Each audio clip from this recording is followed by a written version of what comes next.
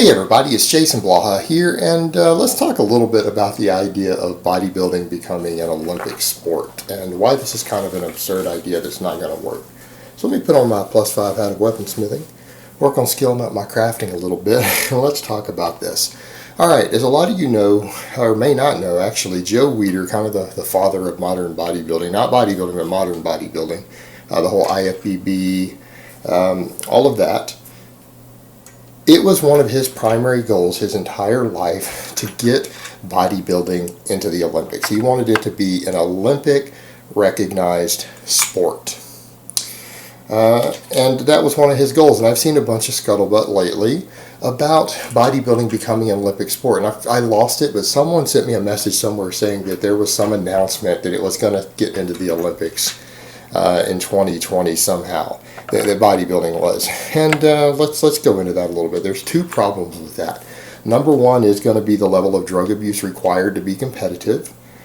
And number two, there's going to be the issue of the fact that bodybuilding, no matter what the fans of it think, doesn't actually qualify as a sport. It's not actually a sport. It is more of a performing art, and it's going to be difficult to get it to be recognized as a sport for a number of reasons. Alright, so let's go into the drug end of it first of all. That's going to be your big issue. The IPF has set a goal of getting powerlifting being recognized as an Olympic sport.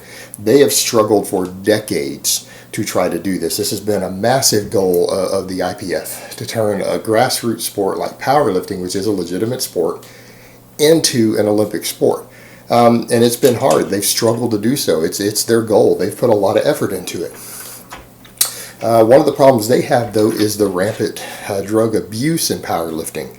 The rampant drug abuse. Now, the IPF is the most heavily tested, and so they've cut a lot of that out, but they're still not clean. There's still plenty of drug use in the IPF. There's plenty of people out there, even public figures, who laugh and say they have personal friends who use drugs in the IPF. George Lehman has said that. All right, George Lehman has said, I believe, that he personally helped inject a friend of his who went on to kick butt in the IPF.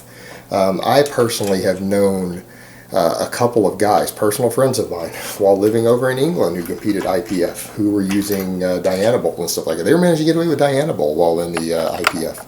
And they have pretty stringent testing as far as powerlifting goes. Now, they struggled with it. And the problem is the reputation of the IFBB means the IFBB is not going to be able to be involved. The drug abuse is so known to be so rampant and excessive in the IFBB that if bodybuilding were to become recognized by the Olympics, it will not be through the IFBB or the NBC. The drug use is excessive. They've never even talked about comprehensive testing. There's no way they're going to let those federations be involved in any way. The Olympics is not going to let them.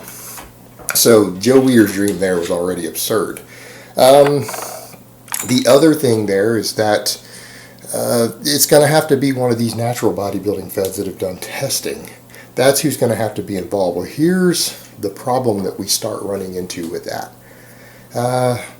Their testing isn't anywhere close to the level of testing that the Olympics is going to demand. And what I mean is, there are guys who are winning natural bodybuilding shows who are using plenty of drugs that can easily pass through the testing of the most stringent natural bodybuilding shows. All right, their drug testing isn't that stringent, and I'm not saying there isn't a ton of drugs in the Olympics, because there is. I presented plenty of data on that, evidence over the years of that, discussing that in detail. There's a lot of drug use in the Olympics. In fact, I'd venture to say hardly anyone on the field who's qualifying in the top half of the field in just about any sport isn't using something up there. All right, they're all extremely genetically gifted, and they all know how to get through drug testing and what they can and can't get away with. The physiques that are winning in natural bodybuilding require more drugs than they're going to be able to get away with through Olympic testing. That's a simple reality. And people don't want to hear that. You're going to hear all the fanboys of natural bodybuilding, blah, blah, blah. You guys need to be honest with yourselves about this. You know that those physiques that are winning, that are placing in the top 5 at all these big international bodybuilding, natural bodybuilding shows, they're on plenty of drugs. They're not using the amount that guys are using in the Olympics. They're using quite a bit more. The Olympics, the testing is stringent enough. It's stringent enough that it will catch the amount of drugs it takes to win, even in natural bodybuilding.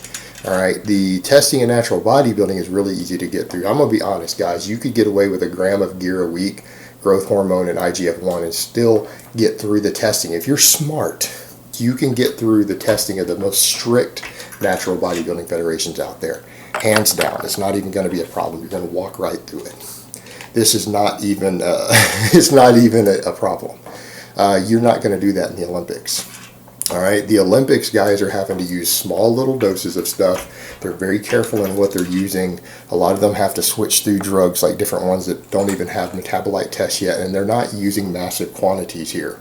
Most of the guys who are at the Olympic level are using just enough drugs to skate through, to give that little bit of edge. And that little bit of edge makes the difference between, for someone who's very genetically gifted, could be the difference between placing third and getting a bronze medal or placing 25th with the same work ethic and same genetics.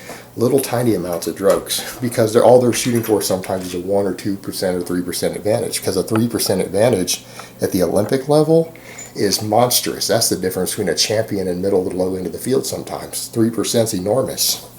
That's what they're looking for. And they're competing with other guys who are trying to get that same edge. The testing is stringent enough that it will catch 90% of the drugs out there. There's only a handful of drugs at any given time, probably no more than 7 or 8 that can be used. And a lot of them, the doses have to be very limited to pass. All right, they can't just use as much as they want. The physiques that you're seeing at top level natural bodybuilding require a lot more drugs than they're going to be able to skirt through testing with. All right, that's the simple reality. The guys who are truly natural up there, they're not really winning. They're not doing that well. And the problem is, you now have this standard in bodybuilding. You have a standard in bodybuilding that has been set by drug use, even in natural bodybuilding. And the physiques that are going to win in the Olympics, they're not going to match up to that. They're not going to be up to par with what you're seeing on a magazine cover anywhere. They're not going to be competitive. Guys who are taking golds in the Olympics, it becomes an Olympic thing, they're not going to meet the standards of your magazine cover. That's just simple reality. People are going to have to deal with that. And that will probably change fundamentally the whole bodybuilding world. Maybe for the better. It'll probably change it for the better. But it will change things. And if they ever implement health markers, health marker testing like they're talking about in the Olympics, bodybuilders are done. They won't be able to compete because they won't be able to get down to 6% body fat. You can't be 6% body fat and pass the health marker test that they're talking about. If they do that later, they're screwed because it's too unhealthy. They're going to fail them on that. So the other thing to consider is also bodybuilding is not even a sport. And that is going to be criticized heavily if it goes into the Olympics. Most sports have a performance element. All right, usually when you compete, and even if it's figure skating, something that's almost a performing art, all right, even if it's figure skating, you're usually at your strongest and at your best and at your peak of performance at competition time. Bodybuilding is the only so-called sport in the world where you are the weakest. You are the weakest, most fatigued, and most exhausted by the time you compete. The actual process of dieting down is so depleting that you are halfway dead by the time you actually compete. Your blood work looks terrible. Your performance is terrible. People have no strength, no conditioning, anything by the time they're contest lean, when they're contest ready.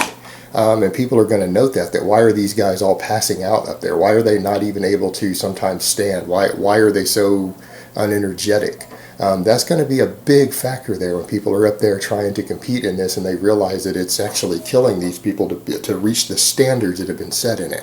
So the only way you're going to see it really accepted as a sport, on the larger scale at the Olympic level, is if these people aren't so depleted, they don't get anywhere near as lean, to where they're actually able to have some sort of athleticism. And that's the problem.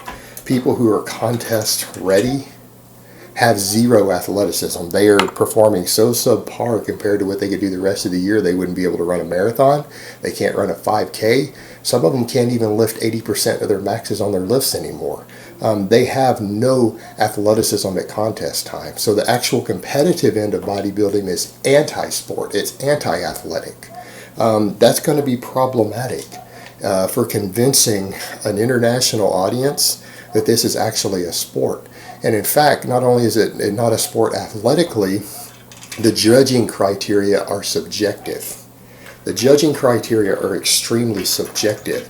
So again, you're going to submit something to be an Olympic sport in which the judging criteria are more political, subjective, and artistic in nature than anything else. There's no objective, measurable way to determine who's winning and losing. It's a popularity contest half the time.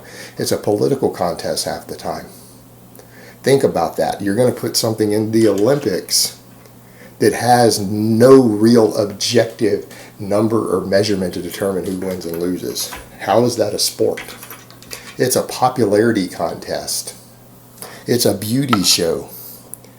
All right, there is no way for us to pull numbers and for the independent people who don't follow it, to be able to tell who's supposed to win or not. Think about that for a minute. In fact, many a times people have talked about someone being robbed who technically, according to the standards that are supposed to be set, looked better, and someone else was still given a win. It's happened many times, even in the highest bodybuilding show in the world. Arnold Schwarzenegger has won when all of the people out there thought that someone else should have, like Serge Nubret. All right, this has happened quite a few times. There is a massive political component to it, and with no objective judging, no athleticism, and the enormous rampant drug use that's required to even be competitive under the current standards, bodybuilding is going to struggle to ever become an Olympic sport. It's kind of a pipe dream. Alright guys, but that's really all I have to say on that today. I hope it's been informative, and I will talk to you guys next time.